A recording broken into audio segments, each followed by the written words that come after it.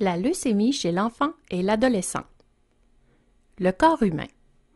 Le corps est composé de plusieurs milliards de cellules qui, lorsqu'elles se regroupent, forment des organes comme le cœur et les poumons. Chacune des cellules a un travail à faire dans le corps humain. Par exemple, un type de cellule peut défendre le corps contre les infections ou transporter l'oxygène dans le sang. Les cellules grossissent puis se divisent pour former de nouvelles cellules. Elles meurent ensuite naturellement. Que se passe-t-il lorsqu'on a la leucémie? Chez certaines personnes, il y a des cellules qui deviennent anormales. Elles se multiplient et ne meurent plus de façon naturelle, contrairement aux cellules en bonne santé. Quand cela arrive, on retrouve des cellules malades dans le corps qu'on appelle cellules cancéreuses. Elles se multiplient de manière plus rapide que les cellules normales. C'est ainsi que se forme le cancer. La leucémie est une forme de cancer du sang. Elle se développe lorsque des cellules cancéreuses s'accumulent dans la moelle osseuse et le sang. La moelle osseuse est la matière qui se trouve au centre des os où les cellules sanguines sont produites. Il existe deux types de leucémie chez l'enfant et l'adolescent.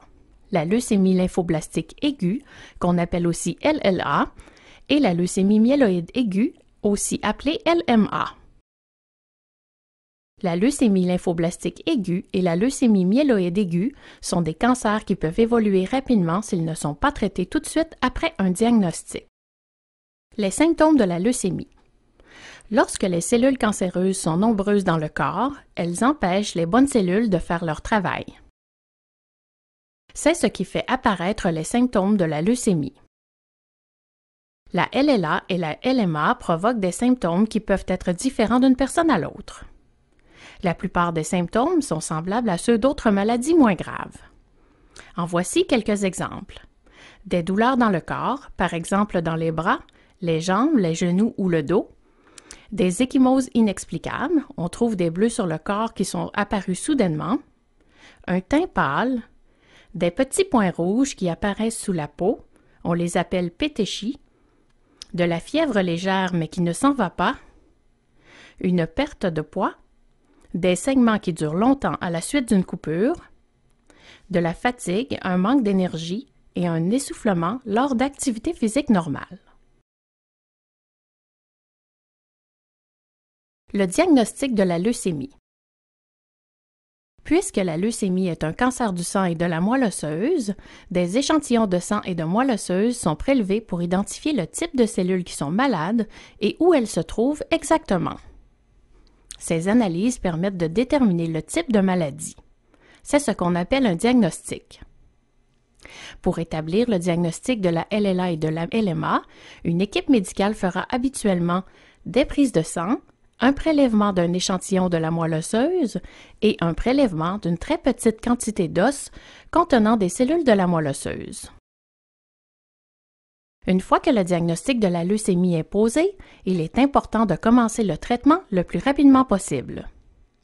Une équipe médicale spécialisée choisira le meilleur traitement. L'enfant et ses parents devraient discuter de ce traitement avec leur médecin. Poser des questions est important pour comprendre les choix de traitement et leurs effets. Le but d'un traitement est d'obtenir une rémission, c'est-à-dire que tous les signes de la maladie disparaissent. Les traitements de la LLA et de la LMA sont divisés en 3 étapes. Le traitement d'induction, le traitement de consolidation et le traitement de maintien. Le traitement d'induction est la première étape de la chimiothérapie pendant laquelle on utilise des médicaments puissants. Le traitement d'induction détruit le plus de cellules leucémiques possible afin d'avoir une quantité normale de globules blancs, de globules rouges et de plaquettes. Le traitement d'induction dure généralement de 4 à 6 semaines. Le patient passera probablement la plupart de ce temps à l'hôpital. Parfois, il faut donner le traitement plus d'une fois avant que toutes les cellules cancéreuses soient détruites. Les médicaments utilisés peuvent provoquer des effets indésirables, aussi appelés effets secondaires. Chaque personne réagit de façon différente au traitement et certaines personnes n'ont pas du tout d'effets secondaires. Des moyens peuvent être mis en place pour diminuer ou éliminer certains de ces effets. Les effets secondaires possibles sont les douleurs à la bouche, de la diarrhée, des problèmes de peau comme des rougeurs, des démangeaisons et de la peau sèche, des nausées, des vomissements, de la fatigue, plus de risques d'infection sur la peau, dans le nez et la bouche, la perte des cheveux, mais ceux-ci repoussent après les traitements. Perdre ses cheveux ne fait pas mal. Il est possible qu'ils soient un peu différents lorsqu'ils repousseront. Pour la plupart des patients, les effets secondaires du traitement diminuent ou disparaissent lorsque le traitement est terminé. Une fois que le traitement d'induction est terminé, il y a deux autres étapes. Il s'agit du traitement de consolidation et du traitement de maintien qui servent tous les deux à empêcher la leucémie de revenir. Le traitement de consolidation est généralement donné en cycle de 4 à 6 mois.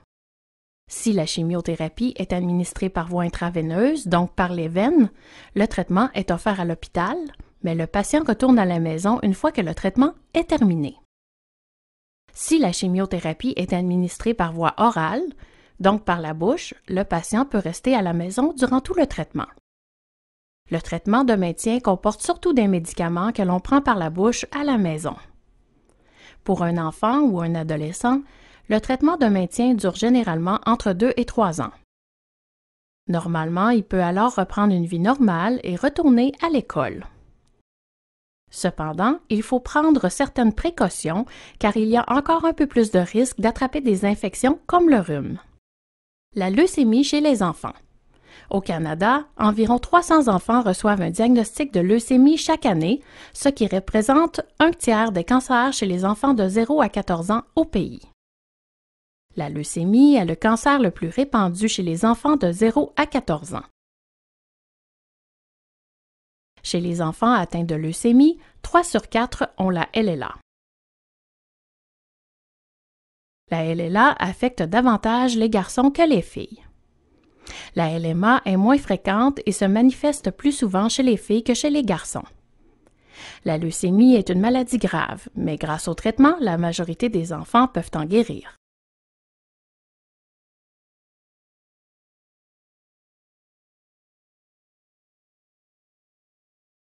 La leucémie chez les adolescents.